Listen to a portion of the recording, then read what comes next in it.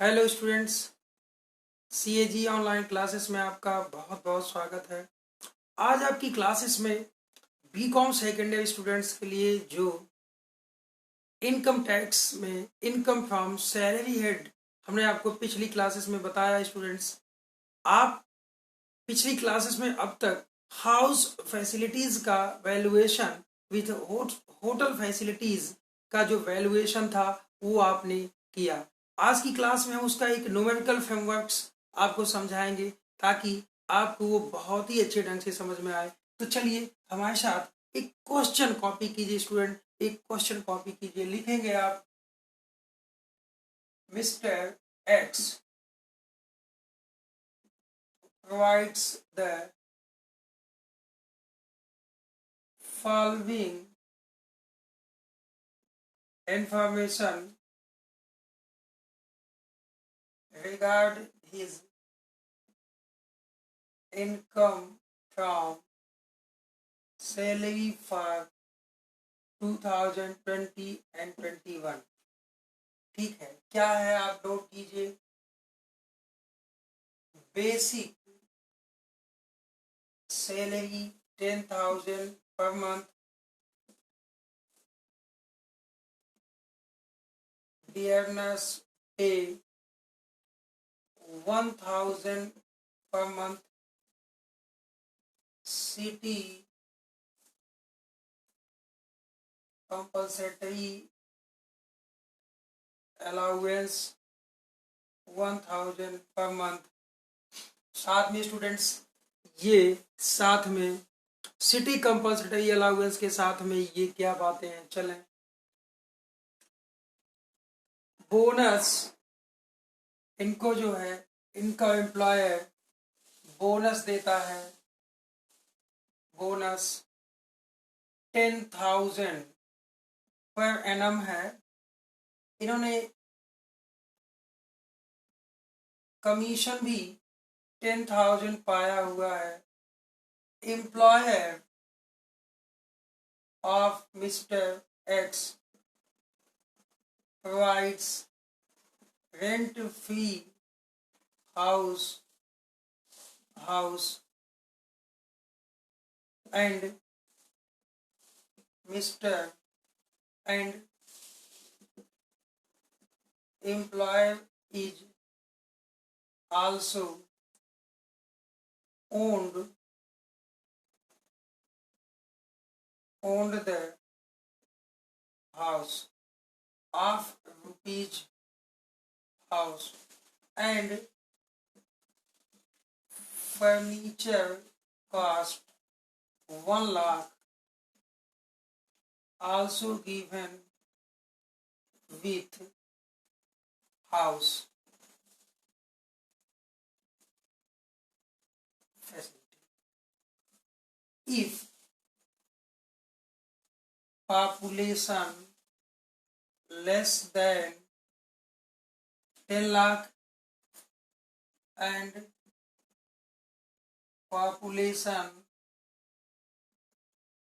above to 10 lakh but less than 25 lakh and above to 25 lakh, in this calculate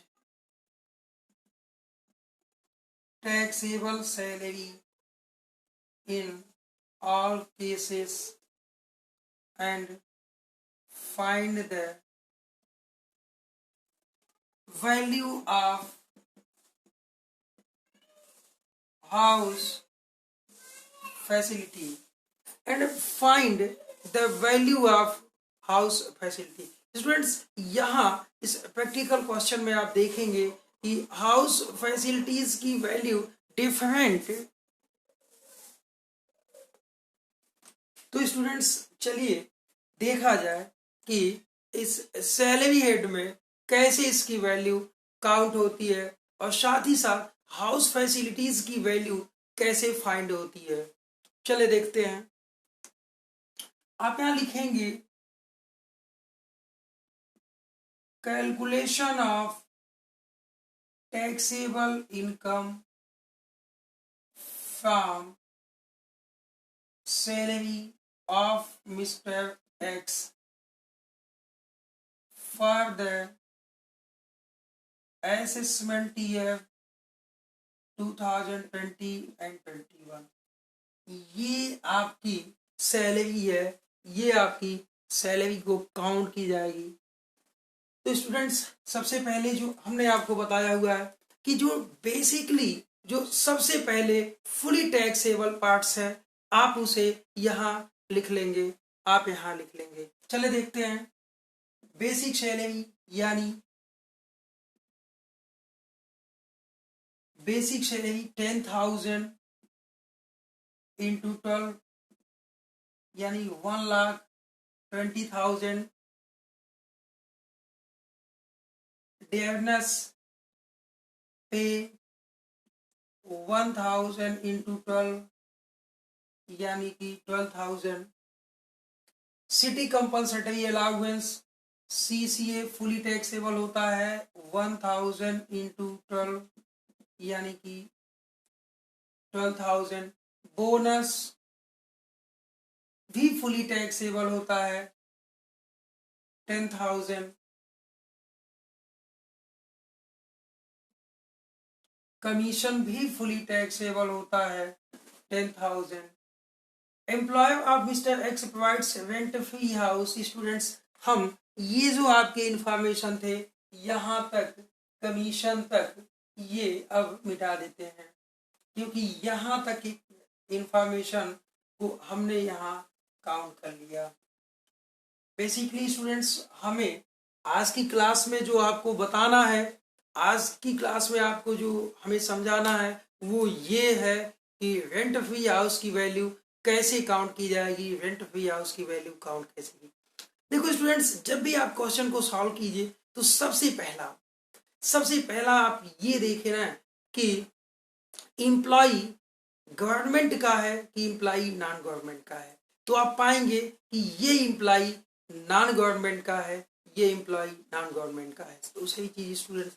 second, जब non government में आप आते हैं तो मैंने आपको पिछली क्लासेस में बताया हुआ है कि आप वहां देखेंगे कि एम्प्लॉय को जो एम्प्लॉयर ने मकान दिया है उस मकान का मालिक कौन है, यानी कि एम्प्लॉयर ने ये मकान रेंट पे लिया हुआ है तो दिया है या एम्प्लॉयर के खुद का मकान है। मैंने इस क्वेश्चन में आपको दिया हुआ है कि ये मकान एम्प्लॉयर के खुद का है, एम्प्लॉयर के खुद का है। तो मैंने वहां पे कंडीशंस बताए थे। पॉपुलेशन, यानी कि यदि पॉपुलेशन 10 लाख तक है तो 7.5% ऑफ सैलरी। तो आपके क्वेश्चन में कंडीशंस दिया हुआ है। साथ ही स्टूडेंट्स, आप याद रखिएगा कि उनको फर्नीचर भी 1 लाख रुपए की उनके एम्प्लॉयर ने दिया हुआ है। साथ ही साथ ये भी याद होना चाहिए आपको। तो 3 कंडीशंस यहाँ से बनेंगे स्टूडेंट्स, क्योंकि क्वेश्चन तो आपका एक ही है, तो एक ही क्वेश्चन में मुझे सब बताना है। यानी यहां तक तो फुली टैक्सेबल था। यहां के बाद कंडीशन लिखेंगे वैल्यू ऑफ हाउस फैसिलिटी। क्या वैल्यू है? पहला कंडीशन ये छोड़ दो, हम यहाँ पे लिखते हैं if population is less than 10 lakh या अप टू 10 लाख। यदि पॉपुलेशन 10 लाख है या 10 लाख तक है, ये कंफ्यूज होता है स्टूडेंट्स कि 10 लाख सर ने बोला या 10 लाख से कम बोला। तो आप हमेशा ध्यान दीजिए, पॉपुलेशन 10 लाख तक होगी तब भी 7.5% ऑफ सैलरी। स्टूडेंट्स, अब देखो 7.5% ऑफ सैलरी लेने के लिए ये सब के सब मैंने आपको बताया था कि basic salary, dearness allowance under the terms of employment, each taxable monetary payments and the taxable part of allowance considered for the calculation of house facility।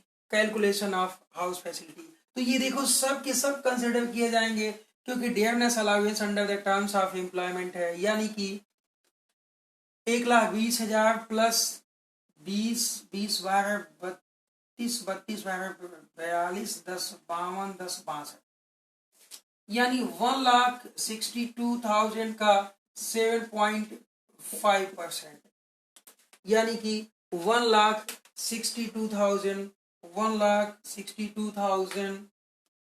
का 7.5,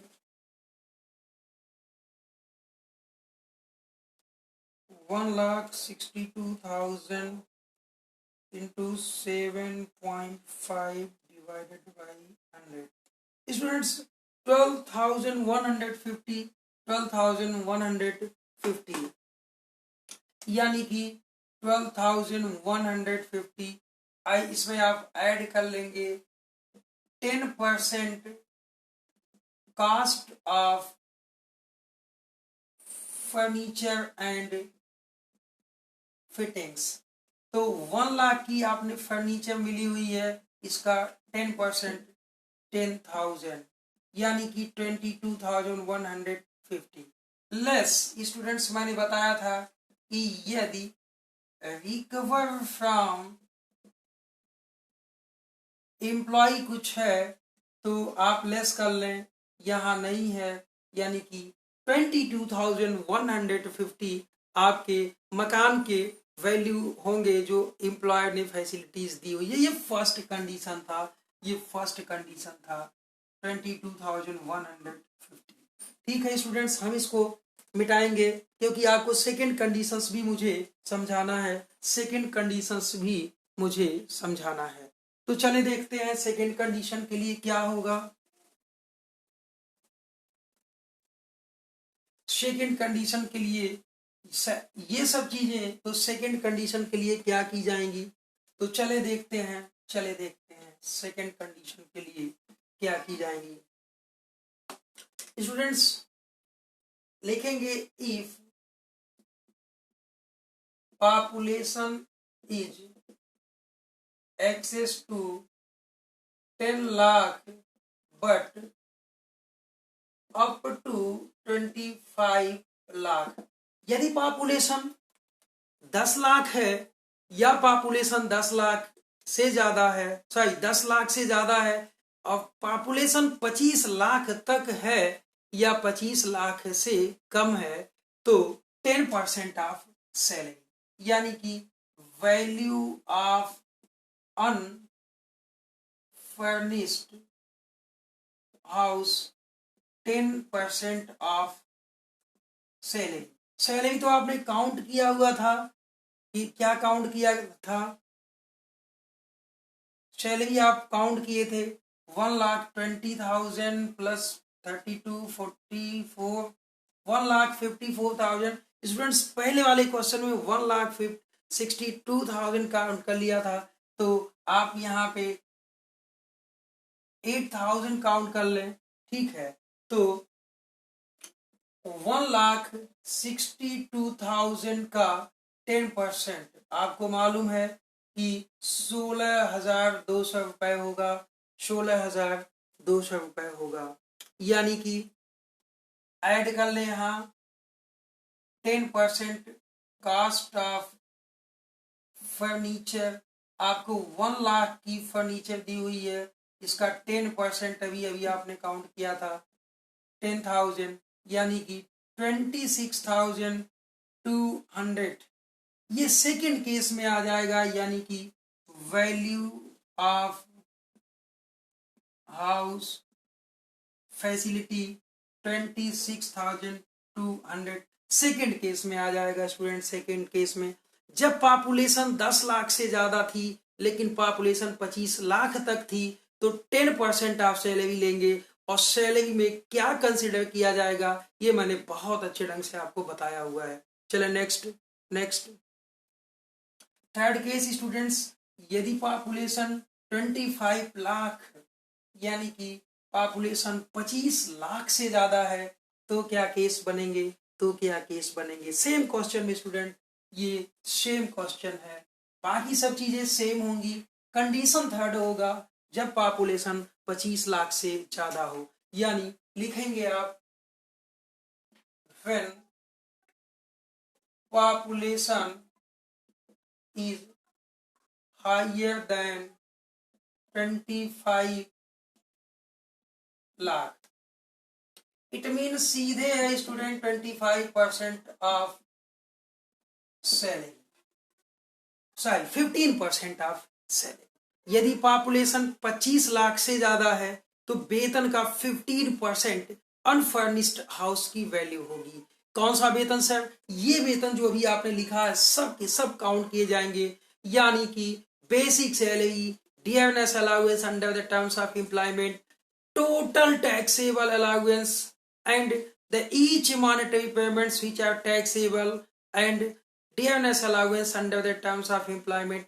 Students, each monetary payments means bonus, commission and other any monetary payments paid by employer, जैसे additional salary, additional कोई भी payments जो taxable होगा, monetary payments में होगा, तो सब का सब कंसिडर किया जाएगा। लेकिन किसी भी पैकेजेस की वैल्यू, किसी भी रिटायरमेंट बेनिफिट्स को इंक्लूड नहीं किया जाएगा। साथ ही साथ यदि dearness allowance under the terms of employment नहीं है तो उसे भी कंसिडर नहीं किया जाएगा।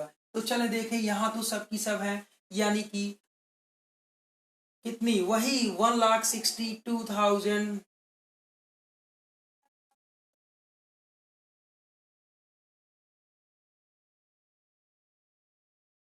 यानी 1,62,000 का 15%, 1,62,000 का 15%,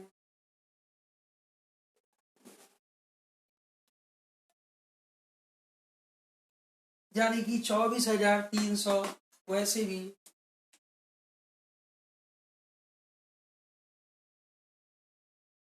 24,300, यानी इसमें ऐड कर लें 10% कॉस्ट ऑफ फर्नीचर। कितने का था भाई? 1 लाख का था सर, तो 1 लाख का 10% कितना हो जाएगा?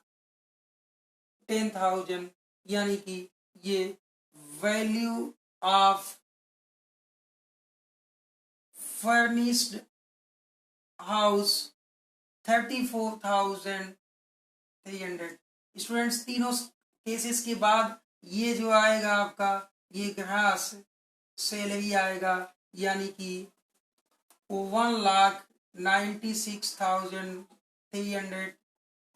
अलग अलग केसेस में अलग अलग आएंगे, लेकिन हमने केवल इस केस को, ये 96,000 आएगा भाई। 1,62,000 एंड 34,000 को टोटल जब आप कीजिएगा तो 1,96,300 आएगा, less deduction under section 16 first, यानी SD 50,000 रुपए तक माइनस कर लें, क्योंकि यहाँ 16 जो सेकंड है, 16 जो थर्ड है, वो इस क्वेश्चन में नहीं है, क्योंकि न तो एम्प्लॉय ने एम्प्लॉयमेंट टैक्स दिया है, न तो ये गवर्नमेंट एम्प्लॉय है कि ये पाता है कि 5,000 रुपए ये तक एग्जेम्प्ट होगा। तो स्टूडेंट्स, ये आपका जो टैक्सेबल सैलरी आएगा, यानी कि 1,46,300। That is clear students. I think कि इससे आपको बहुत ही क्लियरनेस मिलेगी, यानी कि यदि आप थोड़ा सा भी ध्यान दोगे। चलो एक अगला प्रैक्टिकल क्वेश्चन लेते हैं, एक अगला प्रैक्टिकल क्वेश्चन आप हमारे साथ लिखोगे basic salary of mister x 10,000 per month, DA at the rate of 10%, basic pay, commission 10,000 per annum है, ध्यान दीजिएगा। इसके बाद बोनस आप लिख लो 10,000 पर एनम ये है। House facility provides by employer in Delhi and rent paid by employer 2,500 per month। Okay students, अब आप यहाँ लिखेंगे city compensatory allowance 1,000 per month. बस ये आपका क्वेश्चन है, ये आपका क्वेश्चन है। Calculate house facility and taxable income from salary.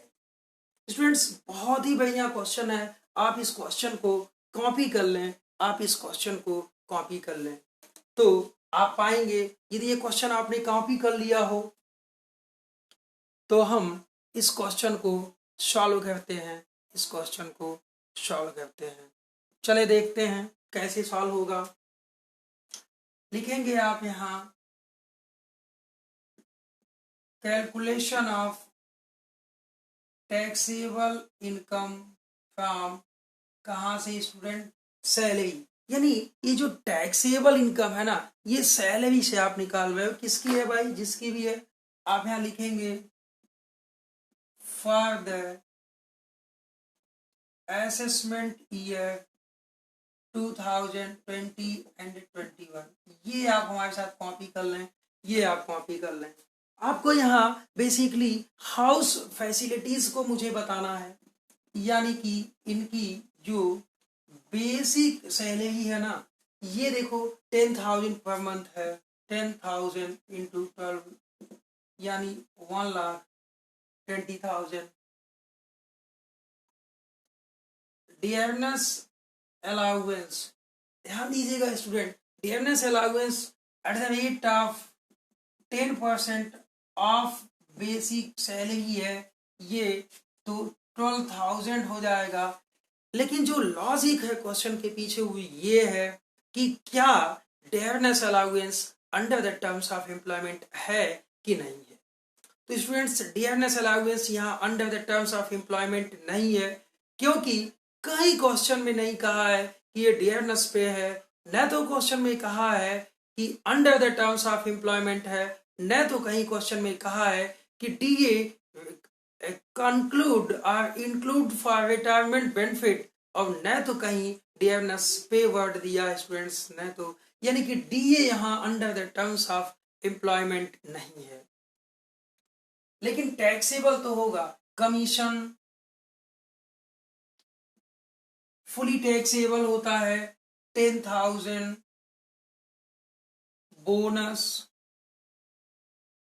Bonus भी फुली टैक्सेबल है 10,000। हाउस फैसिलिटीज, चलो यहाँ सीसीए आपका है, ये देखो सीसीए सिटी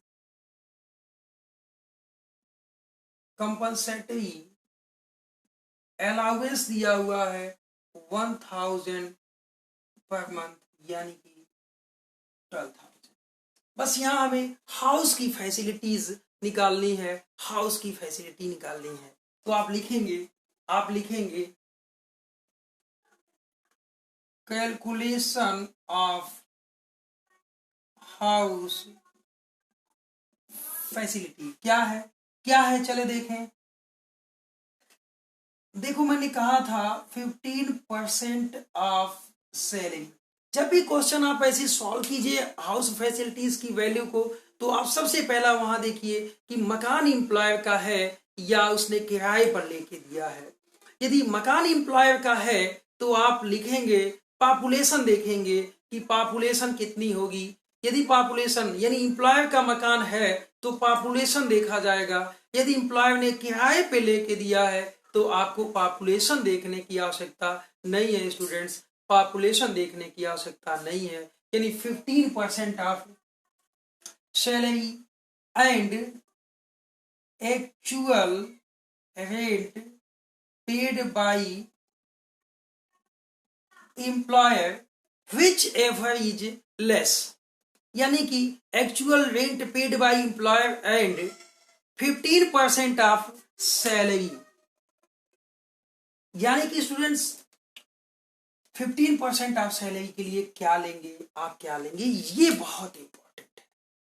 क्योंकि ये टॉपिक यदि आप समझ गए तो हाउस फैसिलिटीज की वैल्यू को बिल्कुल समझ जाएंगे। तो चलिए आप क्या लेंगे, सब कुछ चीजें आपकी लिखी गई हैं। देखिए देखो, बेसिक सैलरी आप लिखोगे 1,20,000 plus DA under the terms of employment नहीं है तो नहीं लेंगे, यानी कि बहुत आसान सा है कि डीए यहाँ नहीं लेंगे, बाकी सबको लेंगे। यानी 20, 30, 40, 50 दो 1,52,000 का 15%, रेंट कितना पेड किया है भाई, 2500 पर मंथ, यानी कि 25 इंटू 12 यानी कि 30,000, ठीक है। और ये देख लो, यानी कि 1,52,000 का 1,52,000 का 15% आएगा 22,800, 22,800। इन दोनों में कम कौन है,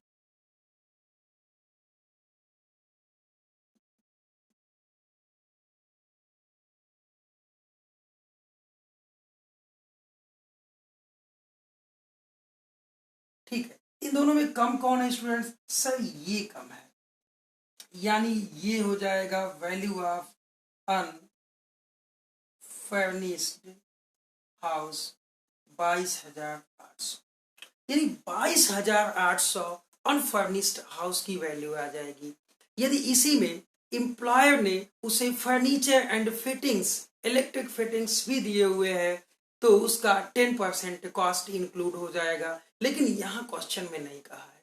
साथ ही साथ स्टूडेंट्स यहाँ क्वेश्चन में एम्प्लॉई से कुछ रिकवर की भी बात नहीं किया है, यानी कि आपका ये आपका केवल 22,800 यहाँ नोट कर लें। ये बेटा वर्किंग नोट था, यहाँ लिखेंगे वैल्यू ऑफ हाउस फैसिलिटी 22,800, यानी कि आप इसका टोटल कर लेंगे तो हम इसे मिटाते हैं, या आप टोटल कर लेंगे स्टूडेंट्स। मेरा जो बताने का मेन उद्देश्य था कि आप इसको टोटल कर लेंगे, उसके बाद उसमें से 50,000 स्टैंडर्ड डिडक्शन माइनस कर लेंगे, जो आएगा वो टैक्सेबल इनकम फ्रॉम सैलरी होगा। लेकिन स्टूडेंट्स मुझे जो बताना था वो टैक्सेबल इनकम फ्रॉम सैलरी में हाउस फैसिलिटीज की वैल्यू को कैसे काउंट किया जाएगा, हाउस फैसिलिटीज की वैल्यू को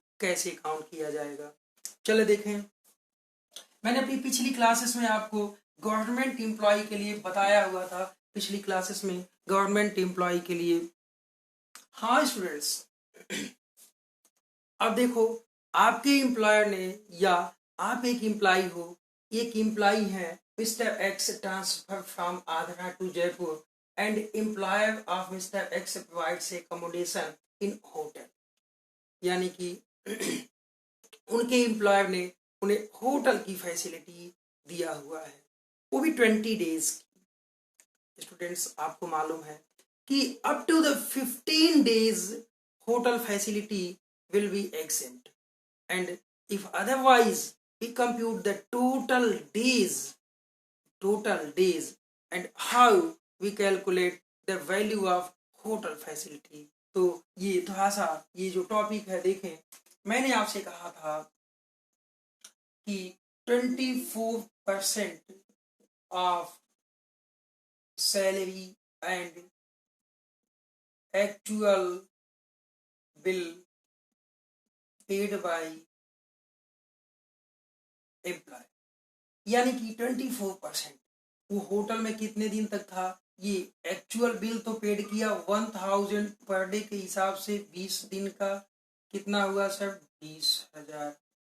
लेकिन ये 24% ऑफ सैलरी, ध्यान दीजिएगा, ये 50,000 पर मंथ पाते हैं, यानी कि ये 50,000 पर मंथ पाते हैं, तो 6 लाख रुपए सालाना हुआ। और इनको फैसिलिटी कितने दिन की मिली है? यानी कि ये फैसिलिटी 20 डेज की है स्टूडेंट, जबकि एक साल में 360 दिन माने जाते हैं। ध्यान दीजिएगा, हमें हमें ये वर्किंग नोट में दिखाना था, लेकिन हमने यहाँ पे दिखा दिया। चलो वर्किंग नोट में ही ले लेते हैं, वर्किंग नोट में ही ले लेते हैं। इनकी हमें जो 20 दिन इन्होंने होटल की फैसिलिटी पाई है, 20 दिन यानी 20 डेज जो होटल की फैसिलिटी पाई है, इस दौरान इनका वेतन कितना था? इस दौरान इनका वेतन कितना था? यानी कि 6 लाख डिवाइडेड बाई 360, यानी कि इनका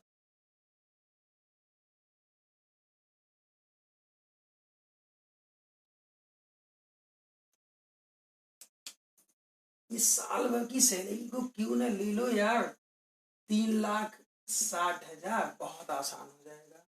यानी कि ऑफ द ईयर का लो, ठीक, या 30,000 पर मंथ का, ठीक, ये आपके लिए मैंने आसान किया है। तो यदि ये सैलरी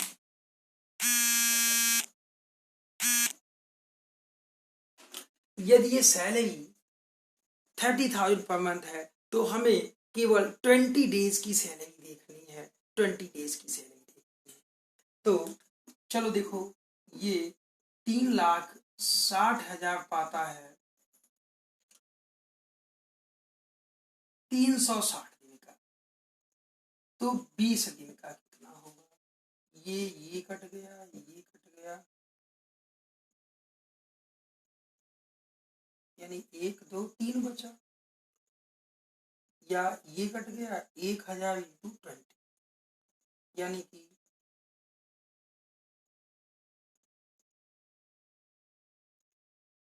20,000। 20 दिन की सैलरी इनकी 20,000 होती है, और इसका कितना? 24%, यानी कि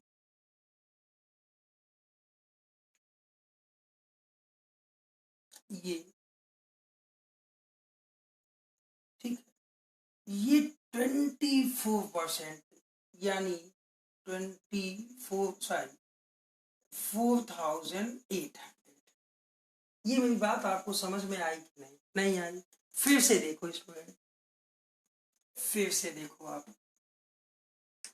हमको 24% ऑफ सैलरी मैंने लिखवाया था ड्यूरिंग द होटल फैसिलिटी, यानी कि जो उनको होटल, आप साल भर की सैलरी नहीं ले लेंगे स्टूडेंट, आप उसका केवल 20 डेज की सैलरी लेंगे, 20 डेज की सैलरी।